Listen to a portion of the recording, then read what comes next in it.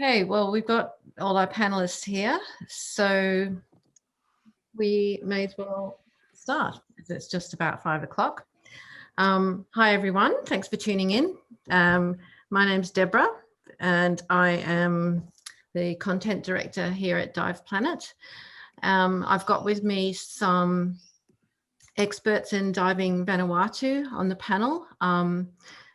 I'll just take you through them all. First of all, Lenkon Tokon, who is from the South Pacific WWII Museum, who's going to talk us through some of the fascinating World War II history in Santo. Christina Shaw, who is the co-owner of Big Blue Vanuatu in Port Vila, and is also heavily involved in marine conservation work in Vanuatu. Paul White is the owner of Aore Adventure Lodge in Santo, and is going to talk to us about diving the Coolidge and the other fantastic sites around Santo. And Rhys Toone, who is a GUI instructor and is also the new manager for Pacific Dive in Santo. He'll be talking to us about a few new technical diving opportunities there. So just to get things going, I'm going to play a little video which gives you a nice little introduction to the amazing, rich culture of Vanuatu. And please let me know if this is playing okay. I've got two different versions, one online and one embedded. So let's take it away from here.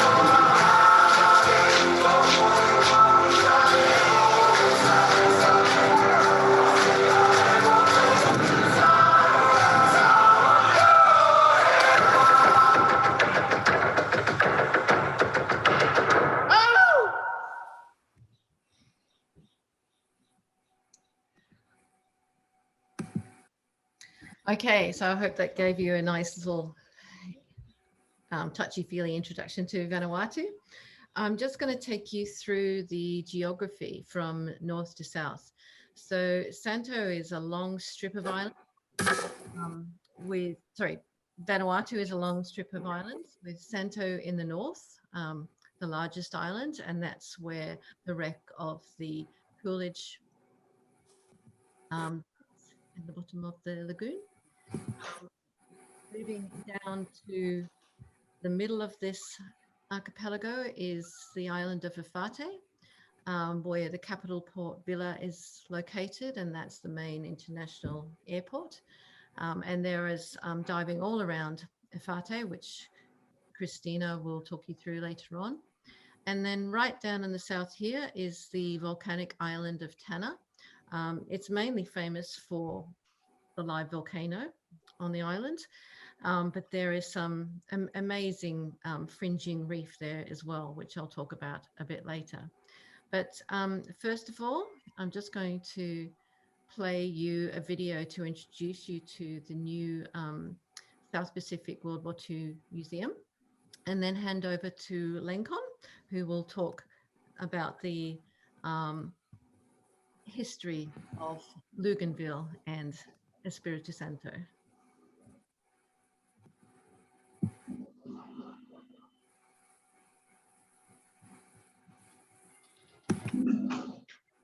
I came here in 1987 on a building contract in Port Vila. It was pretty hard not to notice and see how much the Americans had built here, and the Allied forces too. It wasn't just the Americans, it was the New Zealanders were here in a fairly big way as well. It is the biggest base during World War II outside of US mainland and Hawaii. It was the next biggest base in the Pacific.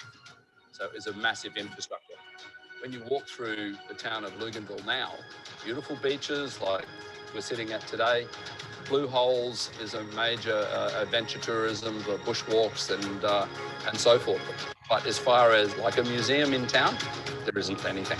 A bunch of people from various places all got together and we said we'd start this museum. And what we're trying to achieve is not just a little tin shed with a few pieces in it. We want to make a top international, world-recognised architectural building, which is based around an oversized concert hut. It's a known identity of Santo. So the museum itself, the architecture of it, will be emphasising that identity and capturing it to keep it for the future. We've got John Pierce, our architect, who's come on board in a big way, designed the museum, and it's quite a large site. It's a hectare of land, virtually in the middle of town.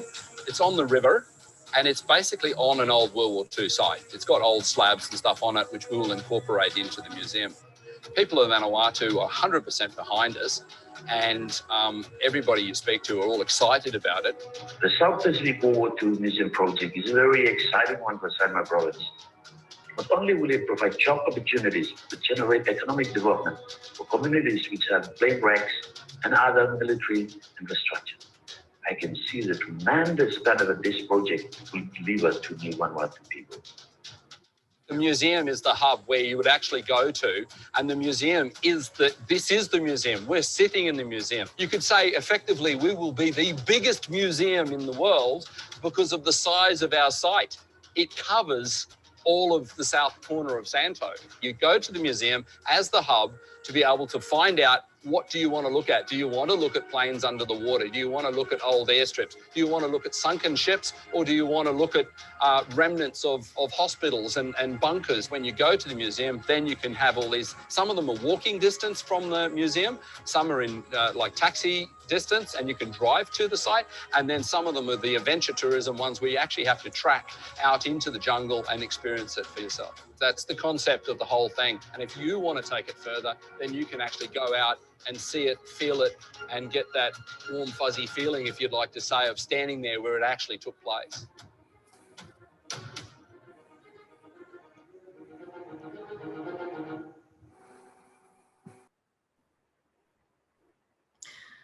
Okay, well, at this point, I'd like to hand over to Lenkon.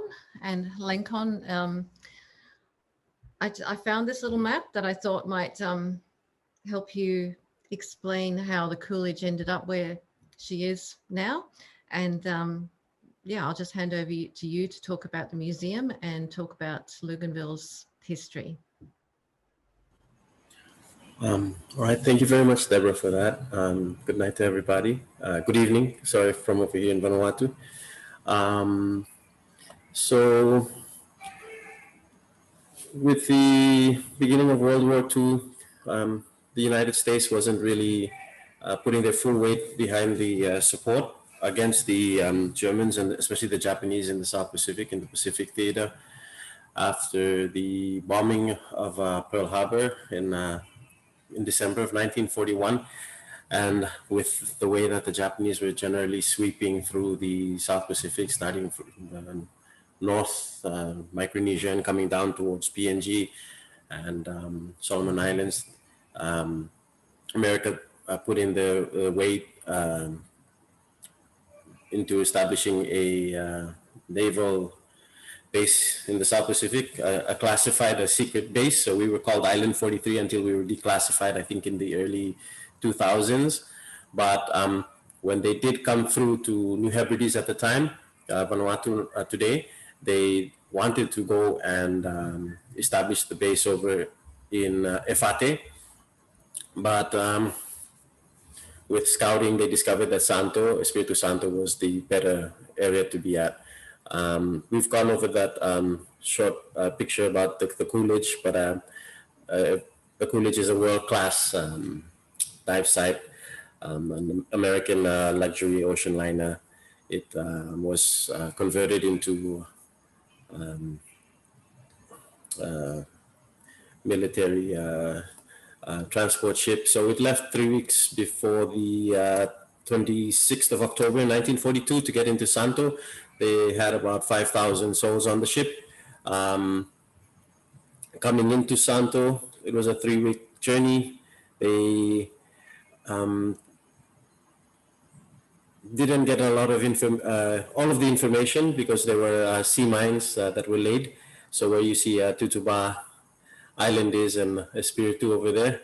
With the first impact, there was the first death, Robert Reed, who worked in the coal room, I believe. He died upon impact with the first explosion. The captain of the ship, who was not advised at the time that this was sea mines, panicked, thinking that it was a Japanese attack, submarine or torpedo, and so then he sped to try and hit land. That's where they hit the second mine. All in all, from the first explosion until the ship went down, it took just about 90 minutes. The evacuation on the ship was very, how would you say, very slow. They thought that they would have time to evacuate and then go back and retrieve other items from the ship, but sadly that wasn't the case.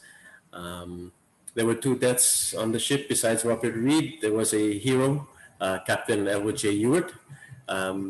He got off of the ship. He wasn't the captain of the ship, but the captain of one of the military regiment on the ship of the Coolidge. Well, once he got off, he thought about some soldiers and sailors that were still remaining in the ship. So he went back in the ship, tied a rope around his waist, and they climbed out. When it came his turn, he was too exhausted and he went down with the ship. There's a memorial stone over at the Banban area. So like on the way towards $1 Million Point and the Coolidge, where people can go and pay tribute to him and his memory as a hero. We all know that he eventually returned home in about 2015. A diver, I believe, Rex Smalley, he was a diver, a local diver working for Alan Powers Dive Tours, discovered remnants, and after verification from the US military, he was escorted back home.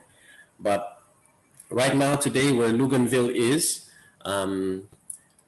this is not land this is reclaimed land. Previously, this was all swamped area. It was just a coconut plantation.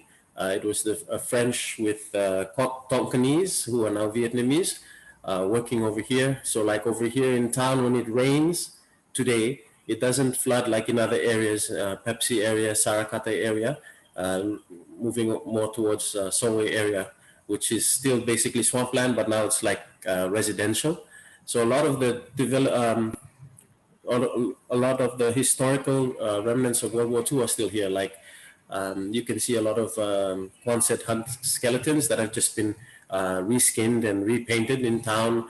Even like kids that come into the museum over here and they're talking about basketball court and netball court here. These are actually cement slabs that were set up for the Quonset huts that the US brought with them. And they brought over 150,000 of these Quonset huts, numerous sizes. But the impact that they had over here, for example, we're looking at this little map, this map here. It says Tutuba, Aore, Malo.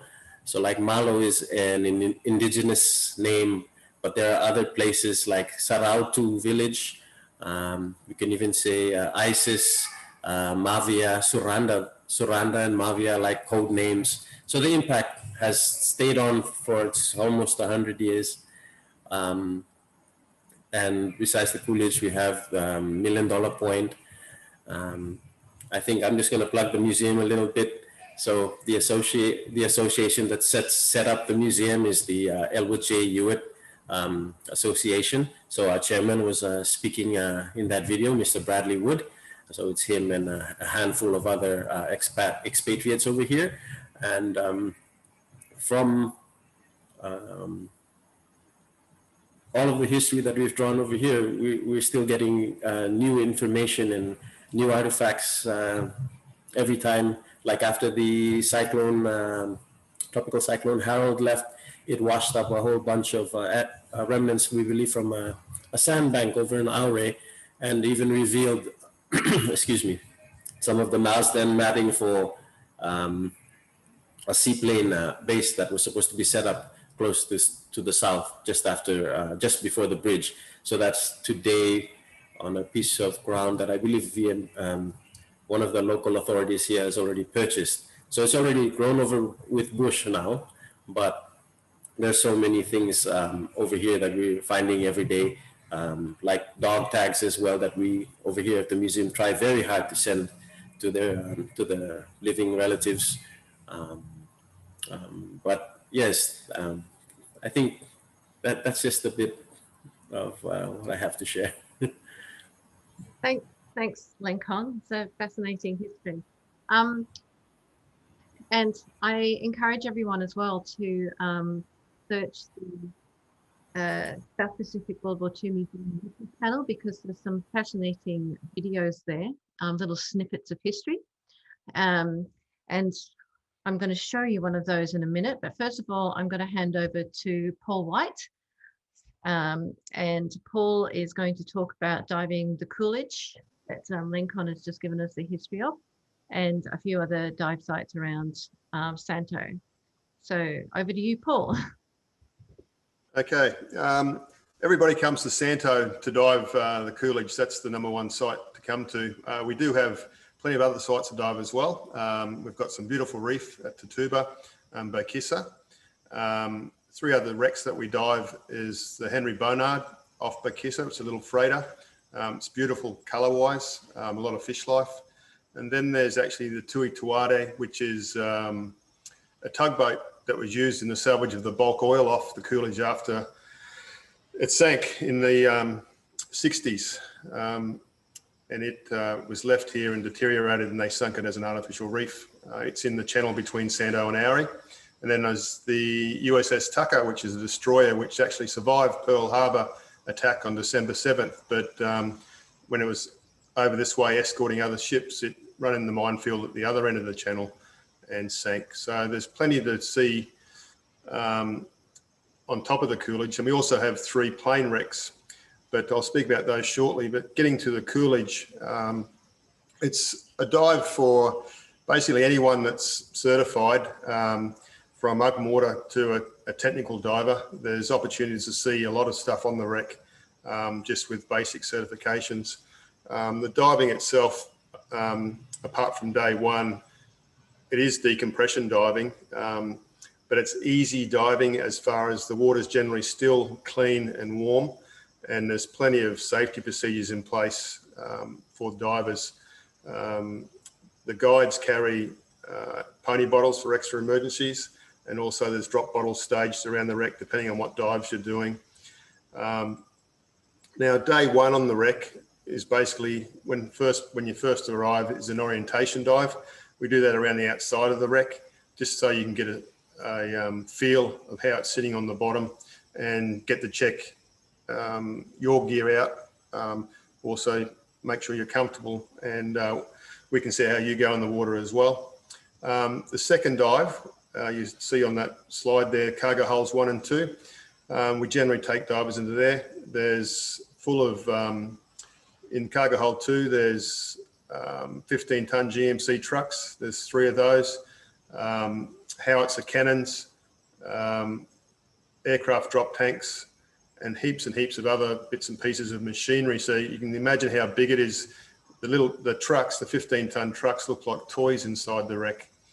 Cargo hull 1, it's full of the Willys Jeeps. They're actually stacked in timber boxes with the windscreens and the wheels taken off it. And what's happened now is the timber crates have rotted away, and the Jeeps are sitting there, some with the grill up, some with the tailgate up.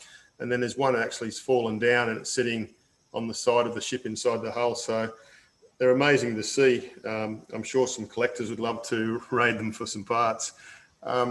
Day 2 on the wreck, we generally, all going well, go down to see the lady. So it's a start of decompression diving, day 2. It's at around 38 metres.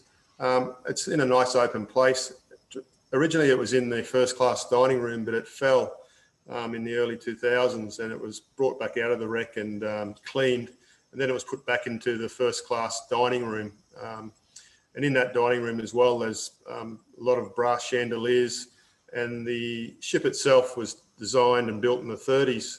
And so all the interior remnants are of Art Deco style of artwork. So you've got all these frosted glass chandeliers to come. The second dive on day 2, we generally go to the medical supplies. It also had a huge supply of quinine and penicillin and morphine, because it was destined for Guadalcanal and the battle there. So it's got a huge amount of medical supplies on board, still intact, a lot of it. You can see penicillin in vials, other bits and pieces of medicines. Day 3, depending on how you're going, we generally aim to get to the engine room. It's been cut. You can see the engine room there about 3/4 of the way down the ship. You go in through and see the 2 big electric motors and the boilers. And then from there you come back through the control room, where you've got all the old telegraphs still inside and all the gauges. So it's a very interesting dive. Then you make your way back through the ship. Generally, you come back through the front part, cargo holes 1 and 2, when you're doing the deeper dives. But there's plenty to see. You can't take it all in one dive. So you'll go back through those areas and you'll actually see stuff that you hadn't seen on day 1 or day 2.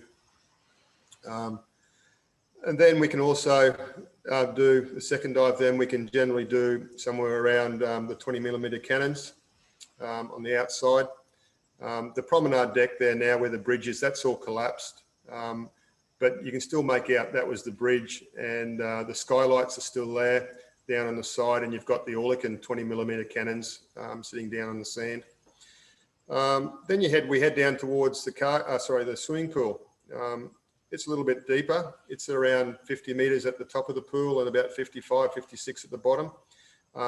And as I said before, it's the Art Deco era, and all the tiles, it's got all these mosaic tiles that are still intact on the pool. Whatever glue they used back in the 30s, it was way better than the glue they use in the modern day, because there's not one tile that's come off that pool. And when you wipe the silt that's sitting in the bottom of the pool off the tiles, there's all the colours, and it's actually very beautiful to see. Apart from that, we head down to, sorry, someone's trying to Skype me. We head down towards cargo hole 6 and 7. In there's a lot of ammunition and also some ambulances. So from there, the following day, generally it takes the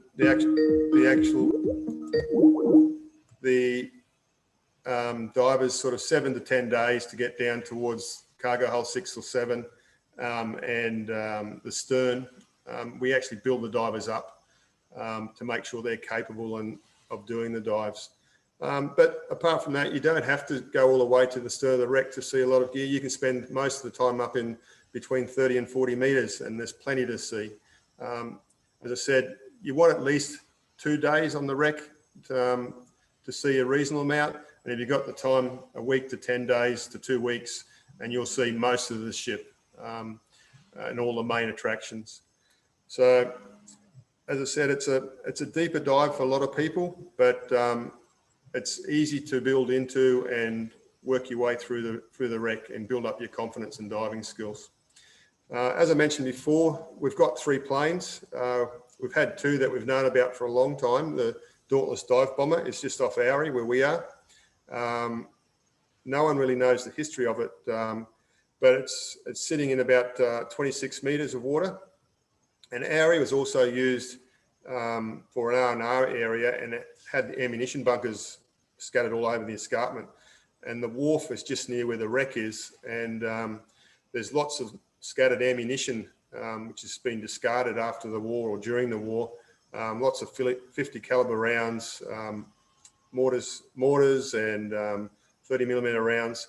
And it's just like a bit of a dumping area. As I said, there was a wharf there, so you don't know what you find. And especially, as Lenkon said earlier, after the cyclone, we've seen more bits and pieces of machinery we hadn't seen before. So it changes all the time. The other wreck that's been here and well known for a while is a Wildcat. It's around in Palakula Bay. It's another smaller plane. It's a fighter plane as well. It's upside down, but it's fully intact. It's only sitting in about 12 metres of water. The visibility can be a little bit down there because it's in the bay, like 10 to 12, 15 metres viz, but it's a nice easy dive for a day after we've done some deeper dives. And then there's a new wreck that's been discovered sort of in the last 12 months. It's a Corsair. It's just off Turtle Bay Airstrip, which was a fighter strip up the east coast. It's sitting in about 30 metres of water. And there was actually a very famous pilot stationed here, Pappy Boyington, in the Black Sheep Squadron, VM 214. So no one, as I said, we're trying to find some identification plates on the plane to try and get some history out of it. But as I said, it's a nice dive too. It's sitting in about 30 metres on sand. That's the photograph you can see there on the right-hand side. So there's something new here happening all the time. And the reefs there, we've got a lot of hard corals here. They range in depth from 15 to 30 metres. And generally done along a wall. So nice slow drift. We don't really get a lot of strong currents, but you can sort of float along. And we've also got areas with huge Gorgonian fans. Some of the fans are up to 2 to 3 metres wide. And they come along in forests, like all colour ranges from purples to reds, pinks, greens. So we've got it all. You don't just have to dive the wreck if you don't want. There's plenty of other stuff to see as well. And we recommend that coming here, everybody has DAN insurance. There is a chamber in Villa for an emergency, but yeah, just be prepared. It's not, diving is safe here, and all the operators run to a code of practice for recreational and decompression diving. Rhys is going to talk about a bit more about technical diving down the track. So there is stuff for technical guys and newly qualified divers as well. So fantastic. No worries. Thank you, Paul. I'm just going to play a quick video that tells the story of $1 Million Point, and then Rhys, we might hand over to you to talk about some of the diving in Santo that you're looking forward to exploring.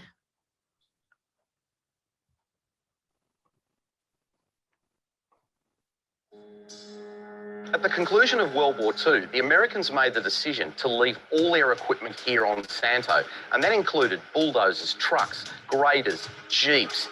Everything that was used here on the island in one way or another was going to be left here on Santo. The equipment was offered to the French, who were the government of the day here on Santo, and the Americans offered it to them at 6 cents in the dollar. But the French thought they could outwit the Americans and wait until they'd left, and then they could get all the equipment for free. Once the Americans got wind of what the French were up to, they decided that if the French didn't pay for that equipment, no one was going to have it. So for 2 solid days, they brought everything they could get down here to this spot and bulldozed everything into the sea. And just to make sure no one had access to it, they blew up the jetty. This is where this area gets its name, $1 Million Point.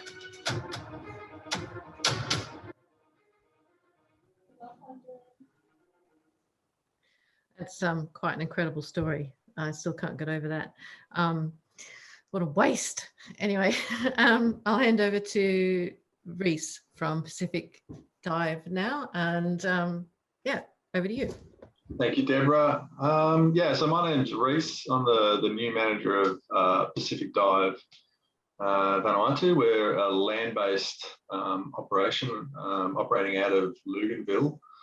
We also have a bit of an arrangement with the Espiritu Hotel, so we operate out of there. We kind of encourage a lot of our customers to stay there. It's a nice central location. So just to carry on from the video that Deborah just played for us all, $1 Million Point. Now, a lot of people have heard of $1 Million Point. Everyone's heard of the Coolidge. Paul just ran us through a really great little presentation of what you can expect over like a week's diving there. But just talking about $1 Million Point, a lot of people think of that as just a plain old recreational dive site. Like you get in the water, maxes out at 20, 30 meters, you look at some stuff, you sand, that's it. But there's so much more to that particular dive site that most people have never even bothered to look at. Like in the last year or so, I've been going to a lot of different dive shops around Australia and talking to a lot of different operators and just talking to them about some of the well-trafficked sites in Vanuatu. And a lot of them have never actually really explored a lot of those sites in like the technical range, I guess. So going back to $1 Million Point, that's actually continues on, like the dive continues on well past 40 meters down to 70 meters into 80 meters. There's still like some big stuff down there. And it's an interesting dive site because there's not really a lot of places around the world where you can actually do a shore dive, a very, very easy entry, very easy dive from the shore and be able to access those kind of depths and be looking at stuff other than like reef and fish and that kind of thing. So yeah, that's just a really great example of some of the cool stuff we have on Santo. But as Paul said, there is a lot of other stuff to dive around Santo other than just the Coolidge and a lot of the other smaller wrecks and planes we have. But there's amazing untouched reefs that nobody's really ever done a lot of diving on past the recreational ranges, which are, of course, like amazing reefs, like world-class stuff. Last time I was there, we did a dive to 100 meters using just some of the equipment we had there at the time, and we bottomed out 100, and you could still see like there was big, massive bommies that you could see off in the distance in like 100, 150 meters, which like nobody's ever visited. So that's some really cool stuff to go see and visit in the future. The cave diving over there, there's been many people over the last couple of decades, some big names in the global cave diving community who've made an attempt to do a lot of exploration over there. So there's big potential in exploration of caves there. I'd like to really get over there and sort of, I guess, help facilitate a lot of the current explorers we have in Australia, New Zealand, and this region to continue that exploration, but to also kind of help open it up to some of the other cave diving community that we have here in Australia who just want to kind of go over there and just go for a dive in a cave in Vanuatu as just like a little bit of a holiday thing as well. So there's definitely a lot of potential for diving in other sites other than just the Coolidge. There's also loads and loads of land-based activities you can do other than just diving in Santo. Like it's a funny place, Vanuatu, and especially Santo. Kind of like it lies in like the Goldilocks realm, in that like it's close to Australia. It's only a few hours flight. It's warm. It's a very, very safe country to go and visit. I'd be shocked to hear anything negative of anyone who's ever come to Vanuatu and has gone wandering off around late at night and had a frightening experience. It's yeah, a very, very, very safe country to visit. Yeah, water's warm, beer's cold, and diving's good. Yes, Tosca. What do you want? Thanks, Rhys. Going from cave diving and technical diving across to little exploration of Efate, and handing over to Christina Shaw to talk about the coral diversity and the marine life diversity of Efate and Vanuatu, along with the types of marine wildlife encounters you're likely to expect. I'll just play this short video and hand over to Christina.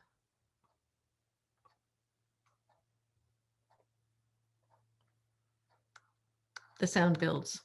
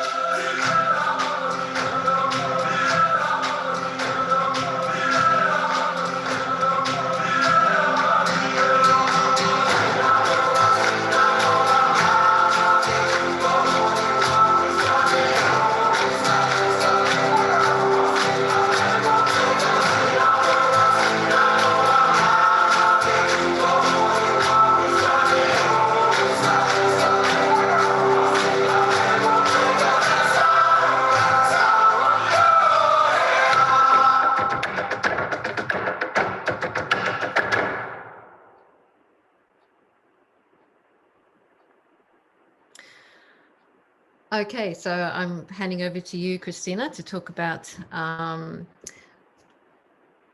the coral diversity and marine life of Vanuatu and Te in particular.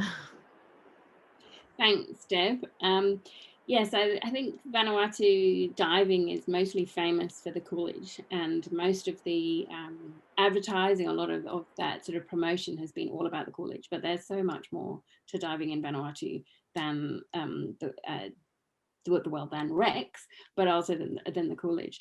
So I wanted to sort of emphasize the amazing life that we have, and we're so lucky to have just off the capital city, Port Vila, and all around Te. I mean, I'm not sure that there's too many places where 10-minute boat ride right from the heart of the capital, you're in just, amazing, beautiful reefs. And we have hard coral is probably the best in Te and around there. So we just have, quite dynamic reefs. So they do change quite a lot over the time. They regenerate and some dive sites are great some years, and then other dive sites that you haven't been to for a little while, you go and look there again and you're like, wow, the reef, the coral is just growing again, and it's looking spectacular. So some of my favorite dive sites are over on the Malay side of Malay Bay, where we've got sites called like West Side Story, where there's just fields of staghorn. So you come off the top of the reef around a wall. Sometimes you see sharks off the end of the wall, some grey reef sharks, and then you come up around the corner and there's just a field of yellow staghorn. It's almost like diving over like a field of corn, with all of the little damselfish and other little fish hiding away in the staghorn. And then it turns into the brown staghorn, and then the blue staghorn, and then you're back up around the corner. And it's just amazing being part of that. But there's such a variety of dive sites in our harbour that you'll never get bored, and you'll never see the same thing twice. So whether you want to dive out in the cavern right at the end of Pango Point called the Cathedral, and on a sunny day you get some spectacular rays that are coming through the open top of the cavern there. Or whether it's the swim-throughs on the North Te side. Paul's Rock has got some spectacular swim-throughs with all the corals, and all the fans and the soft corals through those swim-throughs as well. Or whether things like Black Sands Cave, which is a dive site that was silted up with the change in the river out near Malay, but now we're sort of rediscovering it as the silt has moved away. So there's swim-throughs through there, but also like a huge sort of garden of whip corals with beautiful yellow snapper swimming through them. And at first you kind of think it's not the most brilliant dive site, but as soon as you put a little bit of color on it, if you're taking photos or whatever, you get some really vivid colors in there. So, and there's the usual suspects of your anemones and anemone fishes that makes really nice photo compositions as well. You're very likely to see turtles whenever you're diving there, especially in North Te, but also just in Port Vila Harbour as well. I mean, I have seen a humpback whale in the harbour as well. They're not frequently coming into the harbour, but in the winter time, you will see or more often hear them when you're out diving. And then you'll get the interactions with the octopus or the cuttlefish. Sharks will often, there'll be a litter of baby sharks that you'll watch grow bigger and bigger that happen to be under certain table corals. And you'll always go back and keep seeing them, which is pretty cool. But one of the most iconic bucket list once in a lifetime experiences is when a dugong comes along on your dive. It's pretty special. The dugongs in Vanuatu have a bit of a reputation of being friendly. Quite a lot of places in the rest of the world if you see a dugong, or if a dugong hears a boat or sees people, it swims away because of the experiences it's had. But in a lot of them in Vanuatu, they're quite individualistic. So some will swim away, but there are some dugongs that are happy to interact with divers. And I think it's pretty rare where you're diving with a wildlife species that seems to be almost as interested in you as you are in it, and it doesn't swim away. Sometimes there'll be, you can probably play the video as I'm talking, Deb. Like sometimes there'll be dugongs that, you're diving with them and then they kind of say, wait small, as we would in Vanuatu, and they go up to the surface and take a breath. And this is a pretty amazing one where a female was comfortable enough to lie down on the sand in front of the divers and suckle her calf. That's not seen very often by divers in the wild. But yes, they'll go off and take a breath, and then they'll actually come back down to where the divers are. So it's obvious that they are interested in us as well. And I guess one of my other hats, so that's sort of the diving part, but I run the Vanuatu Environmental Science Society, which is a conservation organization that I started here in Vanuatu about 5 years ago. And we have projects to help conserve dugongs and their seagrass habitat, which is very important. If you want to keep seeing dugongs, you've got to look after your seagrass. Better get that conservation message in there. But we've developed some guidelines for interacting with dugongs. So not just for divers, but for anybody that might come across a dugong. So whether it's, people driving their banana boats, fishermen, or women, and divers, snorkelers, people that have bungalows in areas where dugongs might be seen off the beach. So, and what we've tried to do with those guidelines is to make sure that all of the interactions are just as positive for the dugong as they are for the people seeing them. I mean, dugongs are long-lived animals, and their closest relative on land is the elephant, and they're all renowned for having long memories. A dugong can live for up to 70 years, and they will remember the interactions that they have with people. So if we want to continue to be diving with the dugongs, then we've got to make sure that the dugongs want to keep diving with people.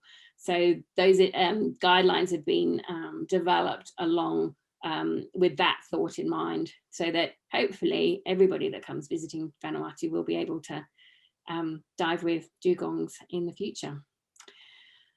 But it's not all about the big stuff. So there's some pretty cool small things too. And we've got a whole variety of different dive sites, different topographies, whether it's walls or whether it's sandy bottoms. So on the sandy bottoms, you quite see lots of different rays that are hanging out down there. And, garden eels and various things like that. And the coral rubble, again, to the inexperienced diver might look a bit boring, but there are so many fascinating things that you can find in there. There's all sorts of different ghost pipefish that hang out down there, or on the fans or on the chronoids as well. You'll often find them in there. We found ornate ghost pipefishes, which are some of the prettiest fish that you can see. We've also got a site where we regularly can see mandarin fish. So even though if you look at the scientific, it has mandarin fish haven't technically been found to occur in Vanuatu, but they're definitely here. And they like that rubble area. And if you're patient and you're quiet and it's either an overcast day or just before sunset, you go down there and they will come out of their little holes and interact often in pairs. So that's pretty cool to see. And yes, nudibranchs, they're always great as subjects for photographers, basically because they don't move too fast. So, and they're very pretty. Well, not all of them are pretty. Some of them are not so pretty, but one of my favorites is the morose nudibranch, and you can always find it on the Star of Russia. The Star of Russia is a wreck, a very cool wreck, not quite as cool as the Coolidge, but nearly, just because it's a little bit smaller, but otherwise equally fun. And it is down in it's sunk in on its mooring in the harbour in Vanuatu, and it's a bit dark and murky down there. And so this morose nudibranch has got a good name. It's black with a little blue go faster stripe, and you can always find it in the deep and the dark areas. And I thought, well, I can relate to that nudibranch sometimes, so I'll go and have a visit. But earlier this year, for the very first time, we brought the sea slug census to Vanuatu. So there's been a number of sea slug censuses that have been run by Steve Smith and Matt Nibbs up and down the east coast, I think maybe even on the west coast of Australia now as well, in Indonesia. So I thought it would be a good idea to see if we can do it in Vanuatu. So we got in contact, and yes, had our inaugural Vanuatu sea slug census in April, I think it was, this year, and found 29 species in just 2 days. So we could have done a lot better had we got Steve and Matt to come diving with us, but unfortunately this year we couldn't, but we're planning on doing it every year. So hopefully Matt and Steve will come over next year. And any avid nudibranch spotters or sea slug spotters has come over, and we'll do it again next year. And hopefully we'll up that species count in Port Vila. So yes, it's not all about the coolage. There's lots of other cool stuff to see in Vanuatu, and you'll see different things every time, and find all sorts of different fish life in amongst the pretty spectacular coral. Fantastic. Thanks so much, Christina. That's something to look forward to, the sea slug census. Be wonderful to take part in that next year. We'll have to see if we can get some groups across to help. Yeah, that would be great. Yeah. So I'm just going to introduce you now to Tanner, and I'll walk you through, I'll take you for a virtual dive on Tanner, but here's a video first to give you an idea of video, hang on, of the island and the diving that you're likely to see there.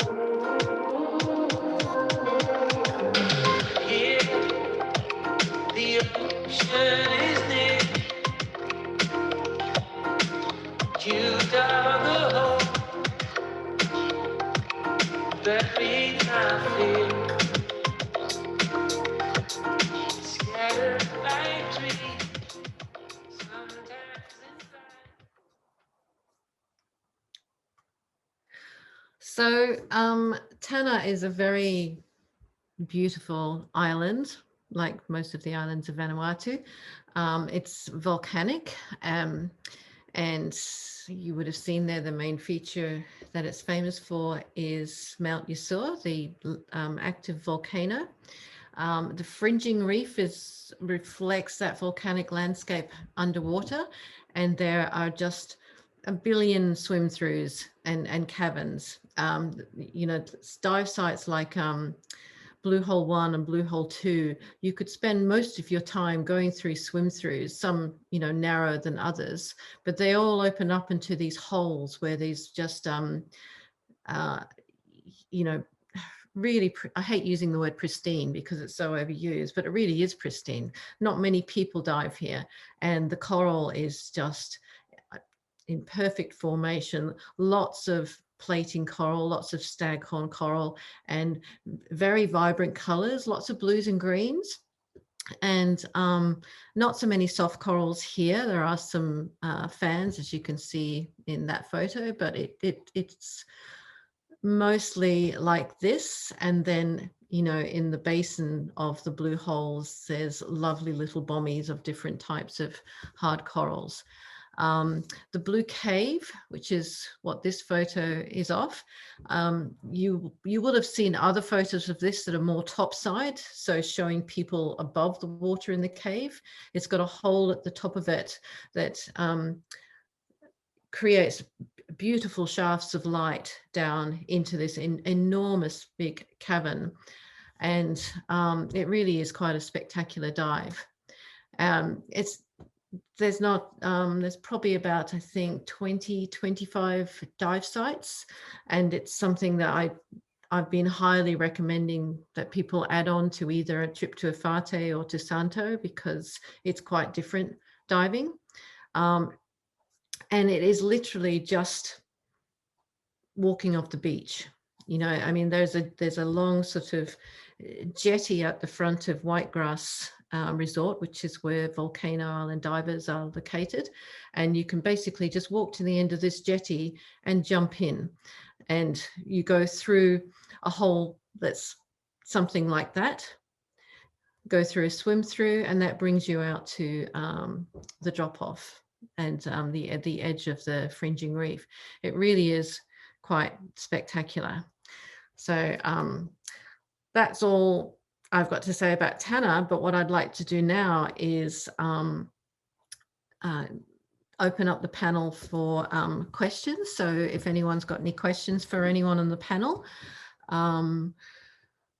Annette's going to help me moderate this, and you can use the Q&A function at the bottom of your screen, or just unmute yourself and put your hand up and ask a question.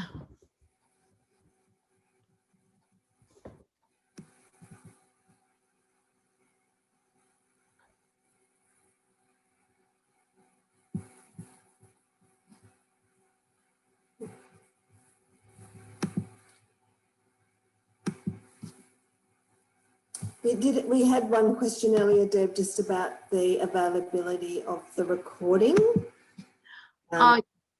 Yeah, certainly we will put a link to the recording on our Facebook page. So that's on Diveplanit, and I'll probably put a link to it in our newsletter on Tuesday this week as well.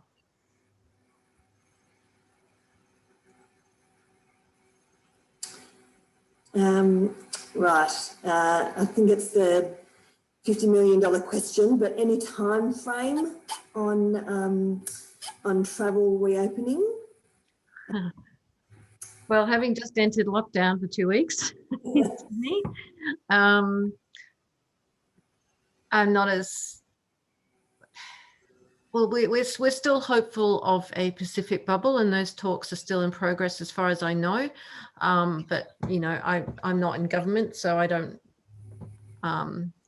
All you have is my my hopes and my opinion, I suppose. But I would have thought that we could start planning now, at least for early to mid 2022, and have something to look forward to. I know I'd love something to look forward to, having just have to cancel my trip to swim with minke whales next week.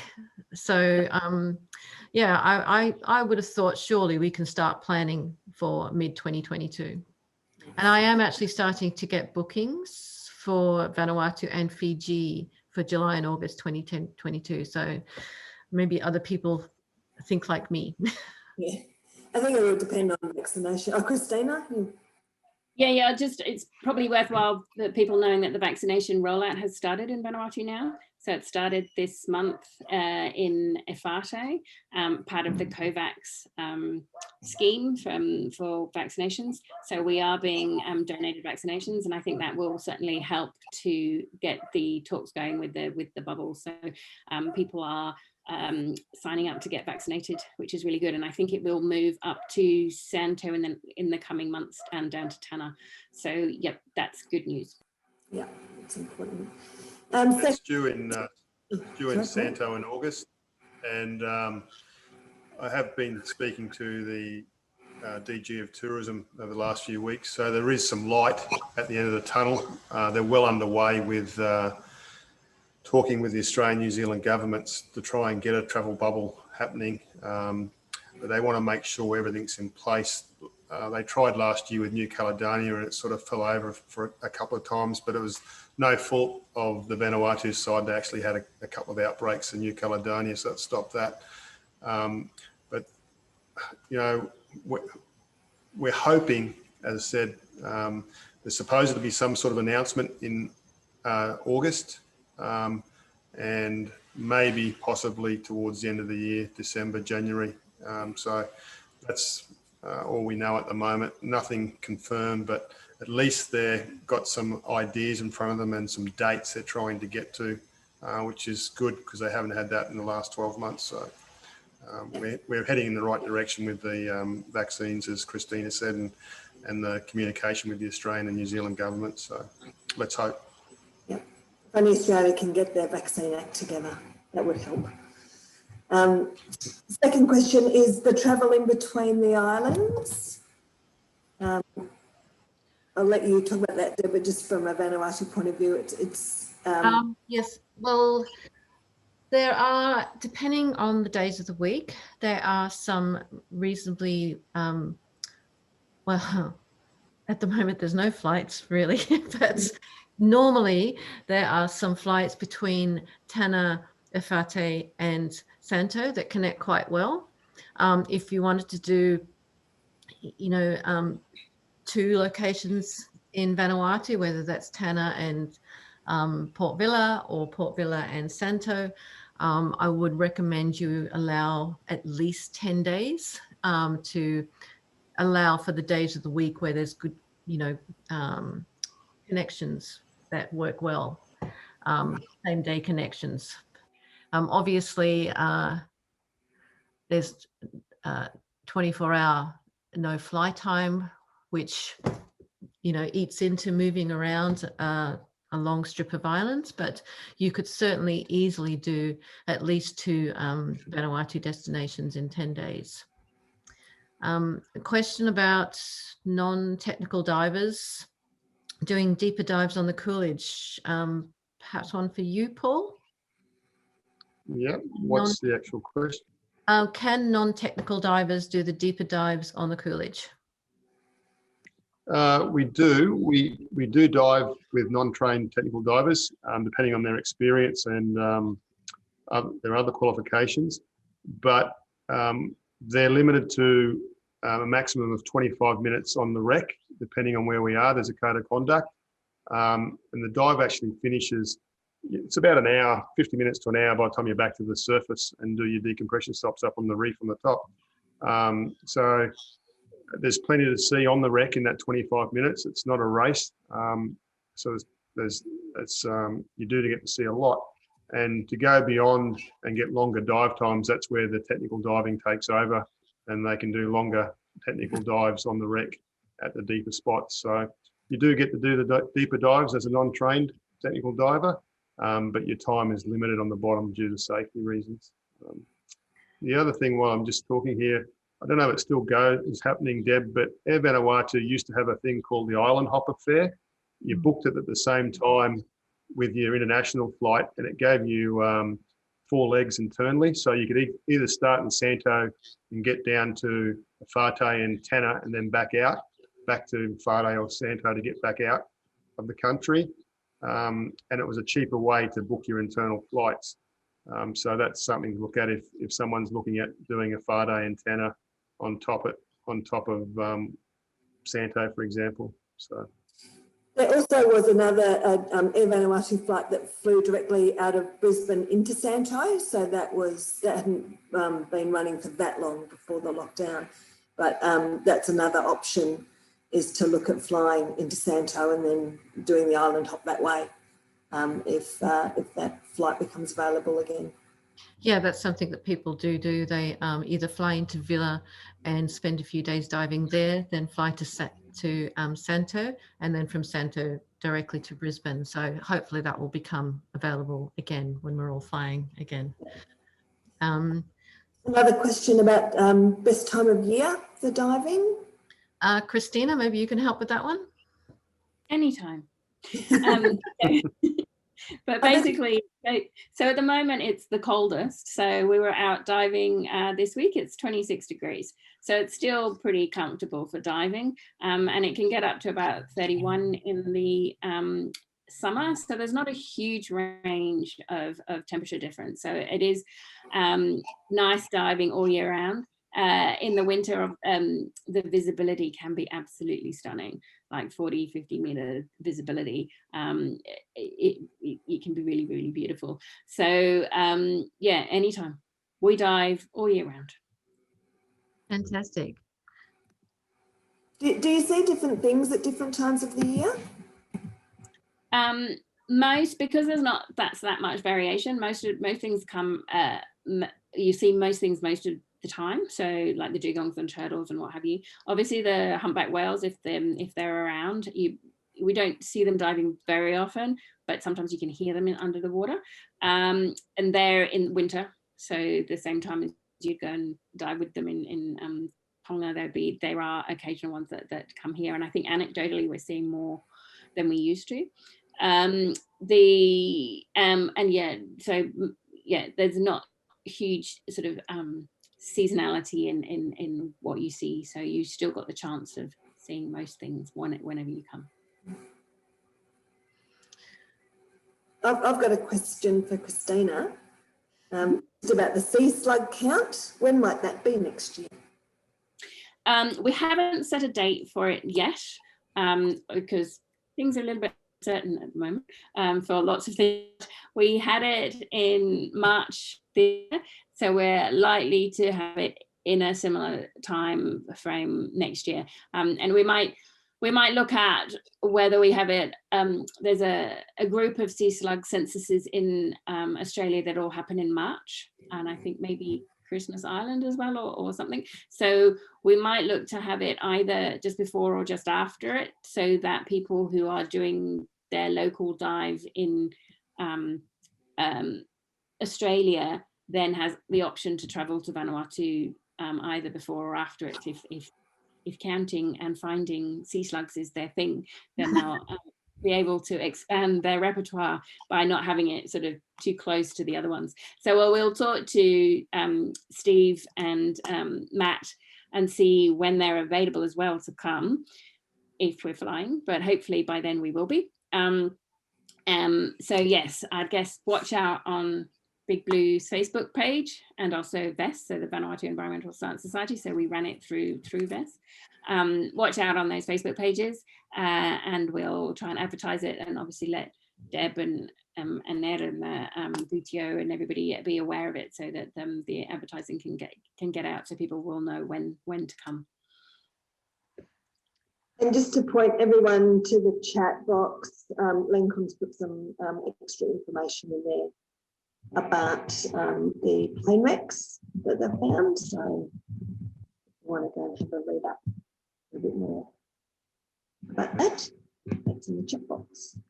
I see there's a question there from Anthony Drumgoole about the weight allowance for flights internationally. Depends on the airline. Qantas is 23 kilos, and anything you book on the one ticket international. Actually, if you book your domestic and your international on the same ticket with Air Van or with Qantas, you'll get 30 kilos all the way to your destination. So that's the best way to do it. Thank you, Simon. If you do fly domestically, then there is a charge for anything above, I think it's 12 kilos. Is that right, Paul, Rhys, Lenkon, Christina? 10 kilos. 10 kilos. But it's very small. It's a very small cost. Yeah, and it's also if you have your international ticket, so you don't actually have to book your ticket at the same time, your domestic ticket at the same time. If you go into Air Vanuatu with your domestic ticket and say this is a domestic, you've got an international ticket, then they will usually give you the allowance as well, and you get a discount, I think, as well on the domestic flights too. But yeah, the excess baggage If you let them know at the time of booking as well, it's usually really helpful for them, especially on the if it's on a little plane rather than on the ATR. But there's normally no issue getting the luggage on, especially if you're an international traveller. But yeah, there is a charge, but it's not huge. No, it's like a couple of dollars, I think. Maybe a little bit more than that. Like $10 or something like that. Yeah, it's not massive. Question from Susan and John McIver for you, Christina. Most of the staff at Big Blue were Nivan from Malay Village. Are they still being employed, given that you haven't had any tourists for a long time? Yes, we have. So we're not actually operating at the moment, but we still have our core staff employed a couple of days a week. So we have a couple of conservation projects that we're doing, and so we can keep them employed. Obviously, not for as many days as we'd like to. Others have taken opportunities, which has happened for tourism across the Pacific by signing up to the seasonal workers program or the RSE in New Zealand and gone fruit picking. So yeah, it's not an easy time for any tourism business during the travel restrictions. So we've tried to keep our long-term core staff, giving them some employment, even though that we're not actually taking recreational divers at the moment. But we hope that as soon as the borders open, we'll be able to give them many more hours and re-employ New Vanuatu staff. So that is our key objective in Big Blue, is to have New Vanuatu divers. We were the first to train New Vanuatu to their international instructor diving standards, and so that's one of our focuses, is to make sure that we use local staff and that they are trained to the proper PADI standards, and that they all do have their qualifications of dive master, and if they go up to being instructors as well. So yes, it's not very easy at the moment. Some have taken opportunities elsewhere, and obviously that's good for them.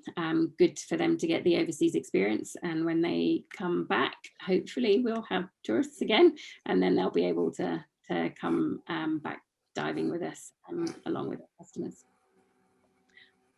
So another message from Susan and John McIver to please pass on a big cuddle for Lawaki and Jerry and all the other boys. Yep, we will do. We'll see them Wednesday, Thursday next week. We'll have them in. Okay. That's everything. I think we might wrap things up. Thank you to all of our panelists, to Lenkon and Paul and Rhys and Christina. Thank you so much for your expertise on diving Vanuatu. I'm looking forward to coming back and hopefully seeing a dugong, and I'd love to take part in the sea slug census. And yeah, it'll be great to see $1 Million Point in the Coolidge and see those plane wrecks as well. I've not dived them, so that's something to look forward to. So thank you, all of you, for taking part in this webinar. And thanks to everyone who tuned in. I hope you found this informative. Okay, no problems. Thanks. Thank you. Thank you. Thanks very much. Thanks very much for the opportunity, and hope to see everybody in Vanuatu very soon. Thanks, everyone. Thank you. Bye. Bye-bye.